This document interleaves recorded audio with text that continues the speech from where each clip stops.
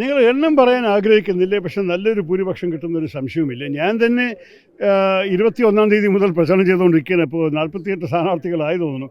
ഞങ്ങളുടെ കണക്ക് പ്രകാരം നല്ലൊരു ഒരു ഒരു ഭൂരിപക്ഷം കിട്ടും. നമ്മൾക്കറിയാം, ഒന്നും എളുപ്പത്തെടുക്കരുത്. അവസാനത്തെ ഒരാഴ്ച നമ്മളെല്ലാവരുടെയും ഇറങ്ങുന്നുണ്ട്. ഞങ്ങളുടെ സന്ദേശം ജനങ്ങളുടെ അടുത്ത് എത്തിക്കാനാണ് ഞങ്ങൾ പ്രാധാന്യപ്പെട്ട ഒരു ചിന്ത. ഇവിടെ ശ്രീ കുഞ്ഞാലിക്കുട്ടിയെക്കുറിച്ച് എല്ലാവർക്കും അറിയാം. പക്ഷേ ചില ഭാഗത്ത് ഞങ്ങൾക്ക് പുതുമുഖങ്ങളാണ് സ്ഥാനാർത്ഥികളെ വന്നിരിക്കുന്നത്. ഇലക്ഷൻ കമ്മീഷൻ നമുക്ക് കൂടുതൽ സമയം തന്നിട്ടില്ല.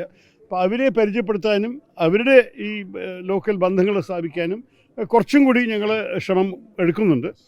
എല്ലാവരുടെയും നമ്മൾക്ക് സമയം കിട്ടിയത് മതിയാവുമെന്നും പറയില്ലെങ്കിലും കൂടി എനിക്ക് ഒരു സംശയവുമില്ല, ഒരു വിഹാരം ഞങ്ങളുടെ പുറകെയുണ്ട്. ഒരു ട്രെൻഡ് UDFിൻ്റെ അനുകൂലം തന്നെയാണ്. ജനങ്ങൾ മനസ്സിലാക്കിയ ഒരു മാറ്റത്തിൻ്റെ ഒരു സമയം വന്നിട്ടുണ്ടായിരുന്നു. ആ മാറ്റം ഞങ്ങൾക്ക് തന്നെ അനുകൂലമാകും. LDFിൻ്റെ അവകാശവാദം ഭരണവിരുദ്ധ വികാരം അങ്ങനെ വലിയ തോതിലില്ല എന്നുള്ളതാണ്. നോക്കൂ, അതല്ല അങ്ങനെ പറയുകയാണെങ്കിൽ അത് ആരും വിശ്വസിക്കില്ല. കാരണം എല്ലാവരോടും ചോദിച്ചോളൂ, നാട്ടുകാരോട് നിങ്ങളെല്ലാവരും ചോദിക്കുന്നവരാണല്ലോ ഭരണവിരുദ്ധ ഒരു വിഹാരം ഇല്ലയെന്ന്. പക്ഷെ അവർ പറയണത് അവരുടെ രക്ഷ എന്താണ് അവർ ശ്രമിക്കുന്നത്? അത് MLA-മാർക്ക് എല്ലാവരും ഇഷ്ടമാണ്. അതുകൊണ്ട് അങ്ങനെ MLA-മാരുടെ വിരുദ്ധം വോട്ടുണ്ടാവില്ല. പക്ഷേ ആൾക്കാർക്കറിയാം, ഞങ്ങൾ പറയണത് നിങ്ങളുടെ MLA നിങ്ങൾക്ക് എത്ര ഇഷ്ടപ്പെട്ടാലും അവർ ഈ 10 വർഷക്കാലം ഈ സർക്കാരിനെയല്ല പിന്തുണ കൊടുത്തിരിക്കണം. ഈ സർക്കാർ വഴിക്ക് നിങ്ങൾക്ക് എന്ത് കിട്ടിയിട്ടുണ്ട്? അവർ വികസനം ചൂണ്ടിക്കാണിക്കും കൂടി കേന്ദ്രം കൊണ്ടുവന്ന ഹൈവേസാണ് ചൂണ്ടിക്കാണിക്കുന്നത്.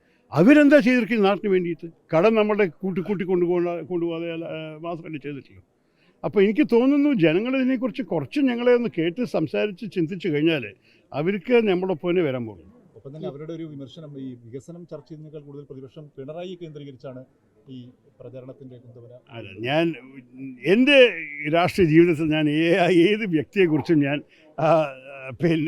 എൻ്റെ രാഷ്ട്രം ചെയ്തിട്ടില്ല. ഞാൻ ആരെയും ആക്ഷേപിച്ചിട്ടില്ല. എൻ്റെ അഭിപ്രായത്തിൽ നമ്മൾ ശരിക്കും ജനങ്ങൾക്കതെ വികസനവും ജനങ്ങളുടെ ജീവിതം ജനങ്ങൾക്ക് വേണ്ടി എന്താ ചെയ്തിരിക്കുന്നത്?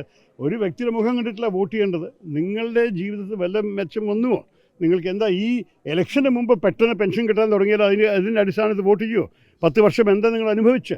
അതൊക്കെ ആലോചിക്കണം. ആൾക്കാർക്ക് നമ്മൾ മലയാളികൾ പഠിപ്പും അറിവും ഉള്ള ആൾക്കാരാണല്ലോ. അവരെങ്ങനെ എളുപ്പത്തിലെടുക്കരുത്, അവരെ ഫൂൾ ചെയ്യരുത്.